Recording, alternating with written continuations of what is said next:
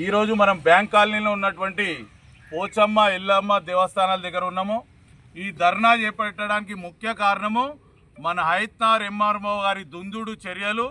వీటి ఫలితంగా ఇక్కడ వేసినటువంటి అమ్మవారి రక్షణగా ఏర్పాటు చేసినటువంటి షెడ్డును పూర్తిగా దొంగతనంగా నిన్న మధ్యాహ్నము ఎవరు లేని సమయంలో వచ్చి ఇక్కడ షెడ్డును పూర్తిగా తొలగించి అమ్మవారికి రక్షణ లేకుండా చేసి ఇక్కడ ఉన్నటువంటి 20 కాలనీల ప్రజల మనోభావాలు దెబ్బతీసిన హైత్నార్ ఎంఆర్ఓపై వెంటనే చర్యలు తీసుకోవాలని చెప్పేసి ఈరోజు మేము నిరసన కార్యక్రమం చేపడుతున్నాము.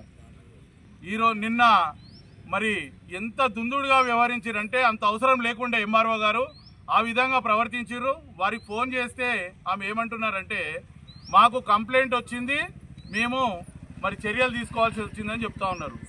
ఎంఆర్ఓ గారు మరి రాచకాల్లో కబ్జా అయింది, మరి 4 ఇళ్ళు కట్టిరు, వాటి మీద చర్యలు తీసుకోవాలని మీకు ఎంఆర్ఓ గారికి లిఖితపూర్వకంగా మీకు హైడ్రాకి మరి దాదాపు 10-15 సార్లు మరి విజ్ఞప్తి చేసినా కంప్లైంట్ చేసినా కూడా మరి ఈ రోజు వరకు కూడా ఎలాంటి దాని మీద యాక్షన్ తీసుకున్న ఇది లేదు.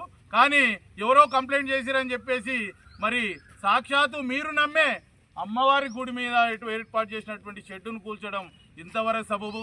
మీకు ఇది మంచిదా, మీ ఫ్యామిలీకి ఇది మంచిదా అని చెప్పేసి నేను అడుగుతున్నాను. ఎమ్మెల్యే గారి దృష్టి కూడా ఈ విషయాన్ని తీసుకెళ్ళాము.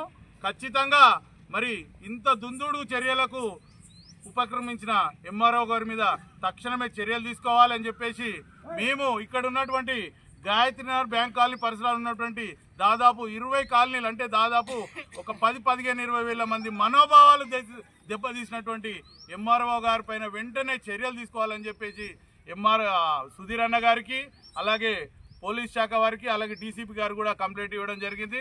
తక్షణమే ఎంఆర్ఓ పై యాక్షన్ తీసుకునే వరకు కూడా మేము ఊకునే ప్రసక్తి లేదని చెప్పేసి తెలియజేస్తున్నాం.